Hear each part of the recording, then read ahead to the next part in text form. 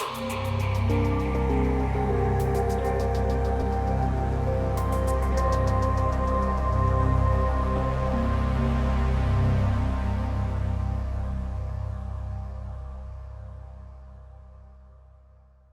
good evening. It's a great pleasure to be here tonight. On your chair someplace or nearby, we have some scrap paper.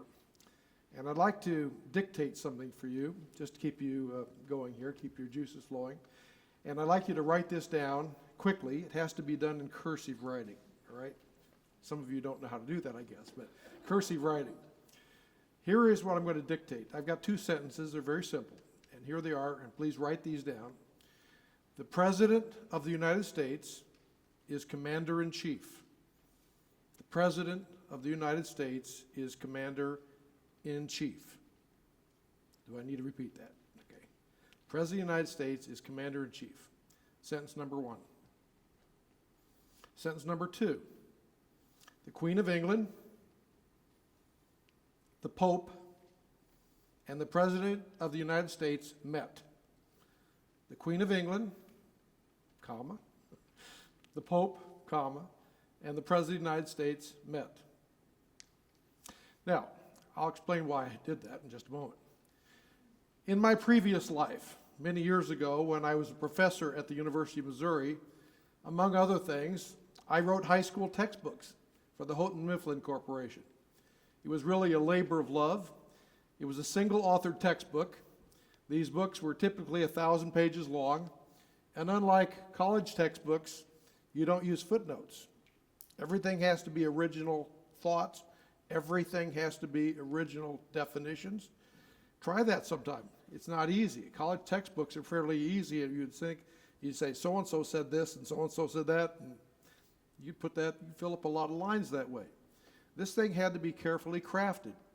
And when I finished the textbook, it had to be sent out for review. And when I sent the textbook out for review, I would have people commenting on what I said. Sometimes there'd be 20 reviewers for each chapter. But most commonly, the criticism was I either didn't capitalize or did capitalize the President of the United States. And point in fact, grammarians say this is one of the most frequently asked questions in any given day. And being a political science professor, it kind of dumbfounded me why I put capital, then somebody'd say decapitalize it. Now let me ask you, how many of you capitalized the President of the United States? President. How many did not capitalize it? Okay. How many capitalized Commander-in-Chief? How many did not capitalize it? Did anyone put a hyphen between the two? Between Commander-in-Chief? How about, did you capitalize Queen of England? How many capitalized Queen of England? Oh my. All right. How many of you capitalized the Pope?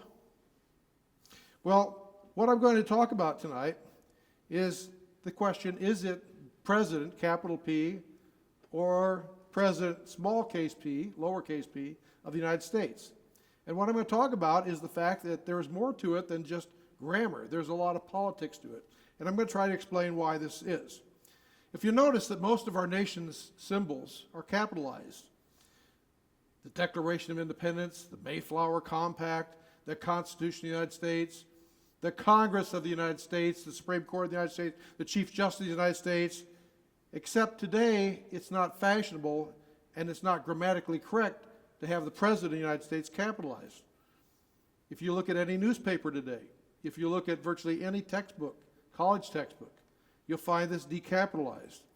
So I have some questions. The question number one is, if the President is both an institution and a person, and the President, Congress, and the Supreme Court are co-equal branches of government, then why do we capitalize Congress of the United States, the Supreme Court of the United States, but we decapitalize President of the United States? Once again, the symbols of our nation, but we decapitalize the President. Here are some examples of textbooks. I don't know if you could read these very clearly, but I'll just point out that these are three examples of textbooks. I could provide you with hundreds of modern-day textbooks, and notice they capitalize President, they decapitalize President, they capitalize Congress, capitalize Supreme Court. It's not uncommon to do that. In fact, that's the way it's done. That is the way it's done today. Question number 2. Why has there been so much inconsistency with capitalization over the years? Sometimes it's lowercase, sometimes it's uppercase, if you look throughout history.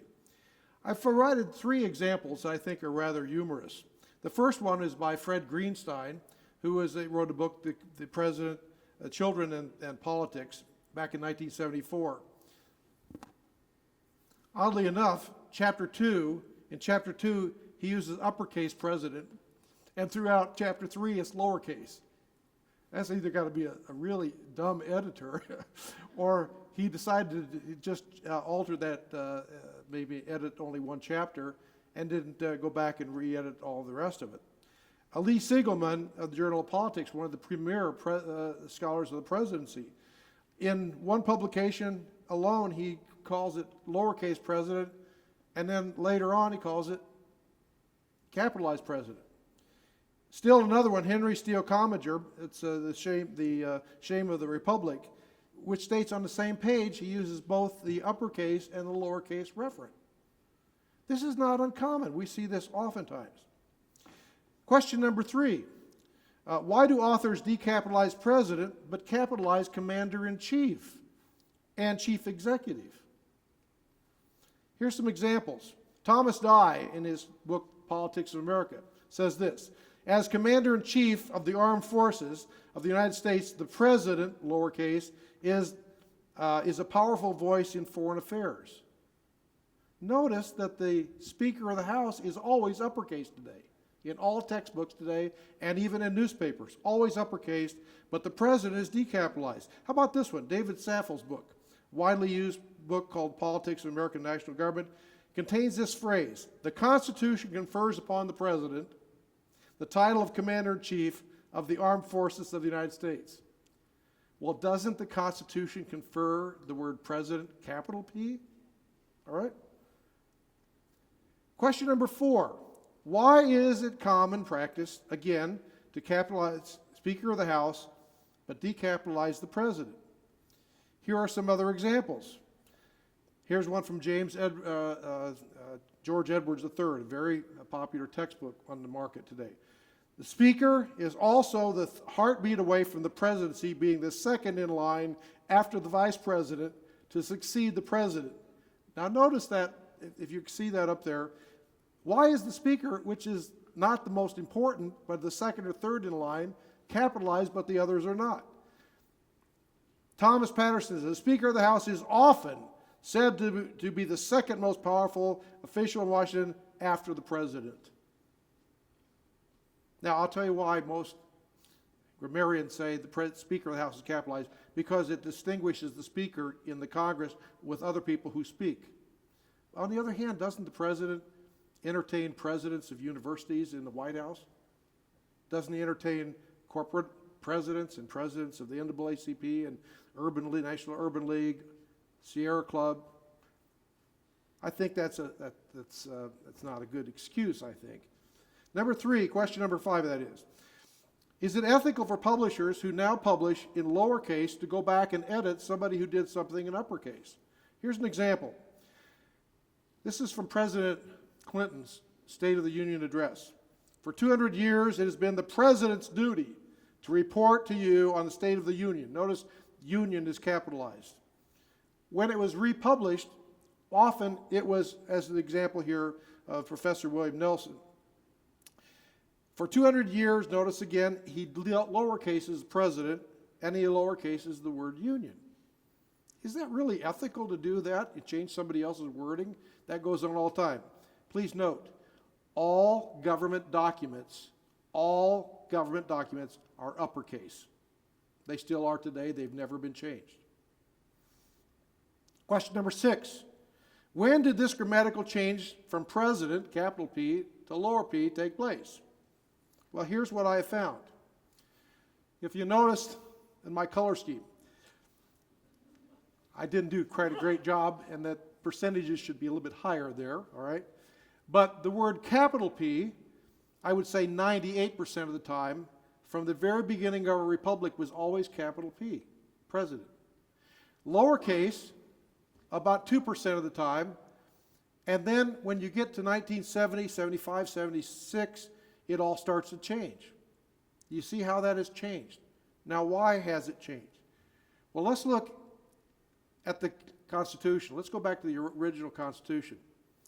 Here's what it says, Article 1 of the Constitution. All legislative powers herein granted shall be vested in the Congress of the United States, which shall consist of a Senate and a House of Representatives. Notice the uppercase Senate and House and uppercase Congress. Article 2, the executive power shall be vested in a President of the United States. Did they uppercase or lowercase that, people? It's uppercase, all right? Section 3, the judicial power of the United States shall be vested in a Supreme Court. Notice the Supreme Court. What do you notice about that? Supreme is lowercase because it was treated as a modifier, not as a noun. And point in fact was for many years after the Constitution was written that it was referred to as lowercase Supreme Court, supreme, uppercase, until the case of Marbury versus Madison, when John Marshall decided in that case, it was the question of whether the Supreme Court declare an act unconstitutional of another branch unconstitutional. He decided to uppercase the Supreme Court and lowercase Congress. Notice the capitalization in the original Constitution. Notice how many times that it was put in there. The word president, notice it has office of President of the United States 3 times, President of the United States 4 times, Commander-in-Chief 1 time. There's no hyphen in there, by the way. And the president is known 15 times. That's what our founders intended. However, when the Constitution was finished, the Anti-Federalists, those who opposed the Constitution, they came under a lot of different names. Montezuma, in this case, the old Whig, they called themselves Cato, all kinds of names. They wrote about the presidency and they decapitalized it. They didn't like the Constitution. Ironically, excuse me, go back here. Ironically, the Federalists, Hamilton, Madison, and John Jay, in all of their works, what did they do? They capitalized it. There's something to that symbolism. The watershed occurs is Watergate. Watergate is the thing that changes it. And I can give you a couple examples here. Here's a book that was widely used, and I know you can't read all that thing, but this is the inscription of the book. And in the first edition, it says uppercase president, presidential, presidential, president. In the second edition, the same exact words, but they lowercase it. But notice the date on that. What is the date? August 8th, 1974. What happened on that date? Nixon resigned. We can find many, many examples before, after, each edition, before, after, whether it's Congressional Quarterly, whether it is Rand McNally, whether it is Congressional Almanac, hundreds of cases I can give you. Next question, who is responsible for this? Well, I've found that it is George Reedy, who was the press secretary for Lyndon Johnson. He hated Richard Nixon. And in this book, which I read as a student here at Western Illinois University, that shows how old I am. Parquet floor was nice and fresh then. Twilight of the presidency, he hated Richard Nixon. He said he's ensconced himself in royalty. Presidency isn't really overworked. They could do whatever they want to. They could golf all day and nobody'd ever care. They make tough decisions, but it's not that tough a job. And then there's Tom Cronin. Tom Cronin is the person I think most responsible. Those two got together at a conference, and they decided that in this book, The State of the Presidency, he would decapitalize it. I have two books here. One, when I started teaching college at age 24 at Northern State College, we used this green book. Notice they used green because it was unfashionable at that time to be patriotic. Green book. The next year, they changed it, and everything in there was lowercase. Everything in this one, the next edition, was uppercase. And who did they add as the author? Tom Cronin.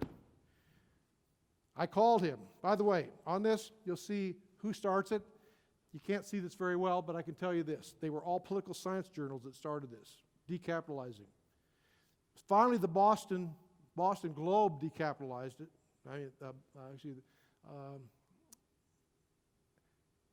It wasn't until Monica Gate that the New York Times changed it to lowercase. Well, is this political correctness or not? Here's one example. I'm running out of time here. But here's an example of my colleague at the University of Missouri, Richard Watson. He wrote his book, several different versions. And the first time he wrote it, he talked about Beard's classic study suggested the founding fathers.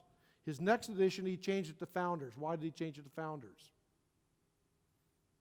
I think you could guess why. The next time, contemporary congressmen turns into members of Congress. It was they're seen as a sexual, sexist. The edition also said, while many Negroes bettered themselves economically, the next edition changed to blacks, and he took criticism over that. Eventually, they changed it to capital B, blacks. And of course, what's the last edition after he passed on, it was taken over? What do you think it was called then? African Americans. Moreover, significant minorities, American Indians, the next edition was changed to Native Americans. And then, of course, what we find is presidency, capital, changed to small case. And notice the last one, the president, chief executive, chief commander-in-chief, all changed to lowercase. You see, it's a matter of symbolism. What's wrong with this statement up here, folks? Muslim is not capitalized. Do you think that would cause a problem today? We could change it to have Protestants lowercase. That wouldn't be proper. Catholics, well, we go run the circuit here. How about this one? The moral teachings are found in both the Bible and the Quran. What's wrong with that? Well, maybe we change it like this. How would that be? I don't think that would go well in Missouri or Arkansas. All right? Attending the state funeral were the Speaker of the House, the Chief Justice of the United States, and the President of the United States. You see what I'm getting at? So here's what I'm saying. Politics involves symbolism. Capitalization is a form of political symbolism. Capitalization implies importance. And when we move to decapitalize something, we say it's not as important. Do you remember when it took place and who did it? Remember this, that when you look at a dictionary, when you look at a style manual, they're conservative. They always follow conventions, whatever somebody else used. I think it's time to return it to the original state. Let's call it the President of the United States. No matter who's in office, we should respect the symbol of the office, and we should call it Chief Executive, we should call it Commander-in-Chief, and we should call it President of the United States, uppercase. That's my case today. I hope you enjoyed it. Thank you very much.